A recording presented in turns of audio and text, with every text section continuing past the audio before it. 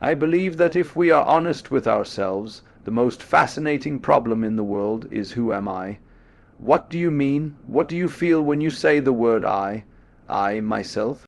I do not think there can be any more fascinating preoccupation than that, because it is so mysterious, it's so elusive, because what you are in your inmost being escapes your examination in rather the same way that you cannot look directly into your own eyes without using a mirror. You can't bite your own teeth, you can't taste your own tongue, and you can't touch the tip of this finger with the tip of this finger. And that is why there is always an element of profound mystery in the problem of who we are. This problem has fascinated me for many years, and I have made many inquiries. What do you mean by the word I? And there is a certain consensus about this, a certain agreement, especially among people who live in Western civilization. Most of us feel I, ego, myself, my source of consciousness, to be a center of awareness and of a source of action that resides in the middle of a bag of skin, and so we have what I have called the conception of ourselves as a skin-encapsulated ego. It is very funny how we use the word I. If we just refer to common speech, we are not accustomed to say, I am a body. We rather say, I have a body. We do not say, I beat my heart, in the same way as we say, I walk, I think, I talk. We feel that our heart beats itself, and that has nothing very much to do with I. In other words, we do not regard I, myself, as identical with our whole physical organism. We regard it as something inside it, and most Western people locate their ego inside their heads. You are somewhere between your eyes and between your ears, and the rest of you dangles from that point of reference. It is not so in other cultures. When a Chinese or Japanese person wants to locate the center of himself, he points to what Japanese call the kokoro, or the Chinese call shin, the heart, mind. Some people also locate themselves in the solar plexus, but by and large we locate ourselves behind the eyes and somewhere between the ears. As if within the dome of the skull there was some sort of arrangement such as there is at the SSE Air Force headquarters in Denver, where there are men in great rooms surrounded with radar screens and all sorts of things, and earphones on, watching all the movements of planes all over the world. So in the same way we have really the idea of ourselves as a little man inside our heads who has earphones on which bring messages from the ears, and who has a television set in front of him which brings messages from the eyes, and all sorts of electrode things all over his body, giving him signals from the hands, and so on. He has a panel in front of him with buttons and dials and things, and so he more or less controls the body. But he is not the same as the body, because I am in charge of what are called the voluntary actions, and what are called the involuntary actions of the body. They happen to me. I am pushed around by them, but to some extent also I can push my body around. This, I have concluded, is the ordinary, average conception of what is one's self. Look at the way children, influenced by our cultural environment, ask questions. Mommy, who would I have been if my father had been someone else? You see, the child gets the idea from our culture that the father and mother gave him a body into which he was popped at some moment. Whether it was conception, or whether it was parturition, is a little bit vague, but there is in our whole way of thinking the idea that we are a soul, a spiritual essence of some kind, imprisoned inside a body, and that we look out upon a world that is foreign to us, in the words of the poet Haussmann, I, a stranger and afraid, in a world I never made. So therefore we speak of confronting reality, facing the facts. We speak of coming into this world, and this whole sensation that we are brought up to have of being an island of consciousness, locked up in a bag of skin, facing outside us, a world that is profoundly alien to us in the sense that what is outside me is not me. This sets up a fundamental sensation of hostility and estrangement between ourselves and the so-called external world. Therefore we go on to talk about the conquest of nature, the conquest of space, and view ourselves in a kind of battle arrayed towards the world outside us. Now actually it is absolutely absurd to say that we came into this world. We did not, we came out of it. What do you think you are, supposing this world is a tree? Are you leaves on its branches, or are you a bunch of birds that settled on a dead old tree from somewhere else? Surely everything that we know about living organisms from the standpoint of the sciences shows us that we grow out of this world, that we, each one of us, are what you might call a symptom of the state of the universe as a whole, but you see, that is not part of our common sense. Western man has, for many centuries, been under the influence of two great myths. When I use the word myth, I don't necessarily mean falsehood. To me, the word myth signifies a great idea in terms of which man tries to make sense with the world. It may be an idea, it may be an image. Now, the two images which have most profoundly influenced Western man are, number one, the image of the world as an artifact, like a carpenter's table or a jar made by a potter.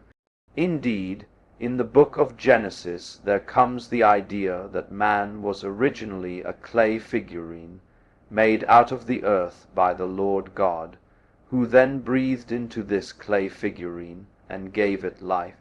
The whole of Western thought is profoundly influenced through and through by the idea that all things, all events, all people, all mountains, all stars, all flowers, all grasshoppers, all worms, everything are artifacts, they have been made, and it is therefore natural for a Western child to say to its mother, "How was I made?" That would be quite an unnatural question for a Chinese child, because the Chinese do not think of nature as something made. They look upon it as something that grows, and the two processes are quite different. When you make something, you put it together, you assemble parts, or you carve an image out of wood or stone, working from the outside to the inside. But when you watch something grow, it works in an entirely different way. It doesn't assemble parts. It expands from within and gradually complicates itself, expanding outwards like a bud blossoming, like a seed turning into a plant. But behind our whole thought in the West is the idea that the world is an artifact, that it is put together by a celestial architect, carpenter, and artist, who therefore knows how it was done. When I was a little boy and I asked many questions which my mother could not answer, she used to resort in desperation to saying, "My dear, there are some things that we are not meant to know." And I would say, "Well, will we ever find out?" And she said, "Yes, when we die and we go to heaven it will all be made clear." And I used to think that on wet afternoons in heaven we would all sit around the throne of grace and say to the Lord God, "Now, just why did you do it this way, and how did you manage at that?" And he would explain it and make it all very clear. All questions would be answered because, as we have in popular theology understood the Lord God, He is the mastermind who knows everything.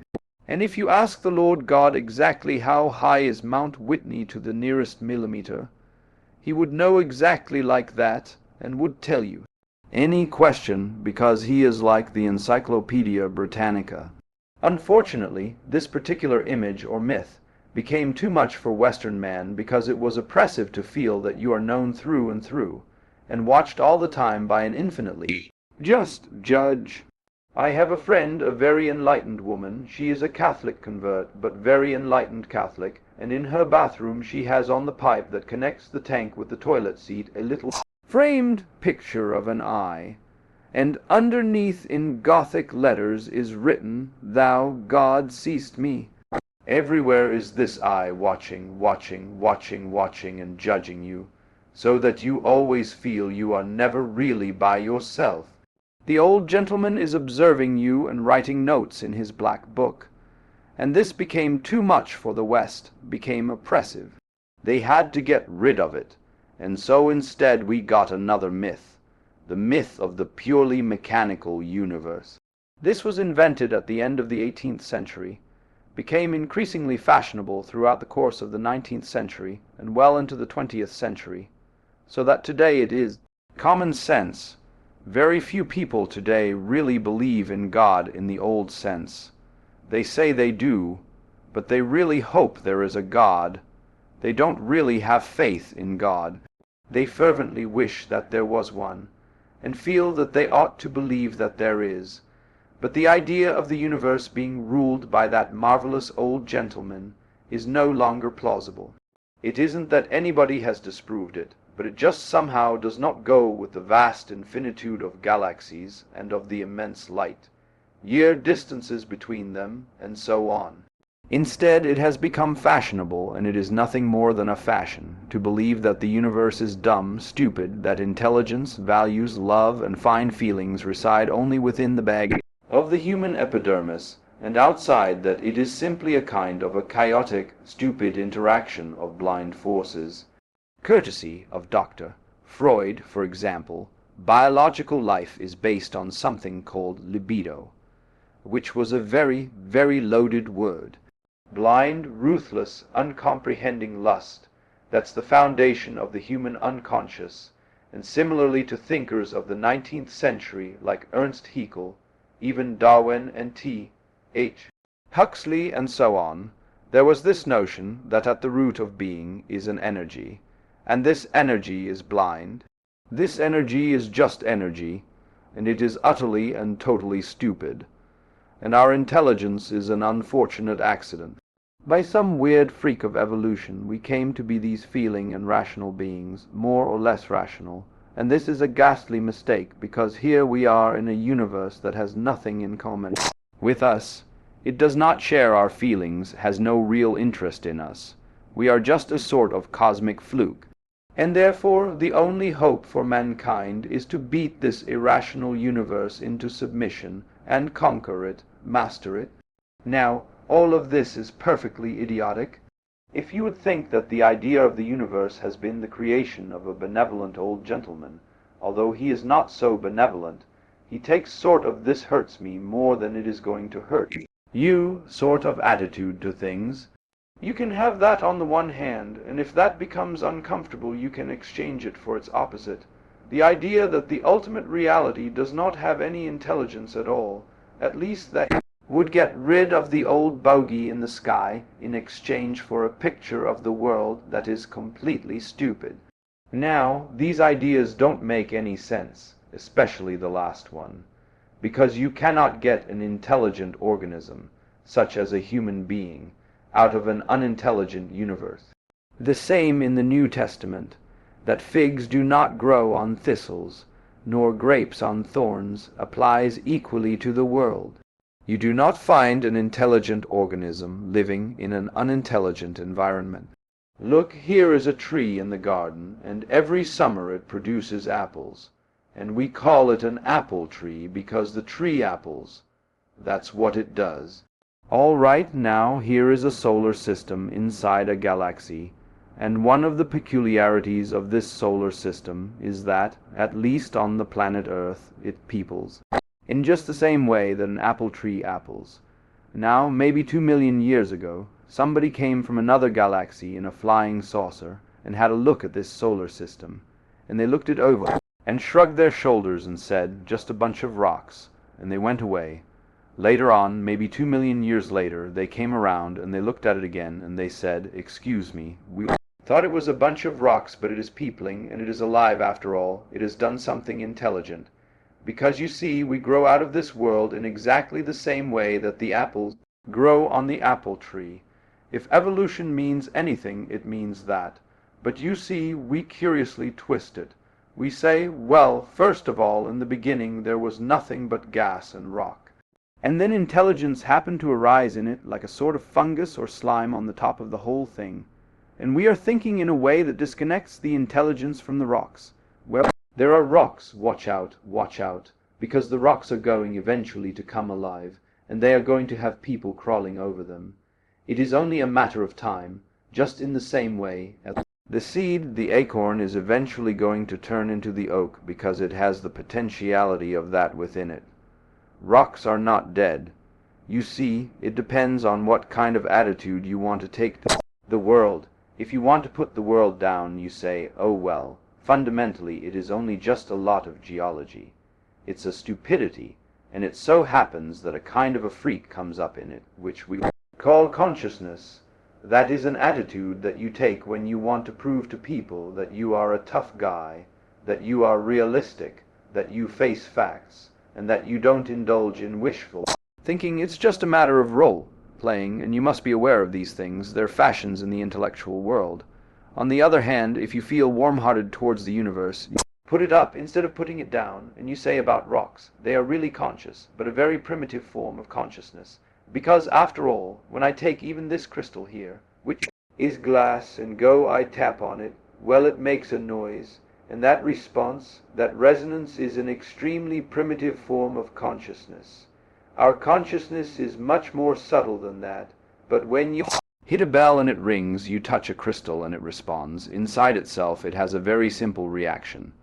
It goes jangle inside, whereas we go jangle, with all sorts of colors and lights and intelligence, ideas, and thoughts. It is more complicated, but both are equally conscious, but conscious in different degrees. That is a perfectly acceptable idea. It's just the opposite of the idea. You see, all I am saying is that minerals are a rudimentary form of consciousness, whereas the other people are saying that consciousness is a complicated form of minerals. You see, what they want to do is to say everything is kind of bleh, whereas what I want to say is hooray. Life is a good show,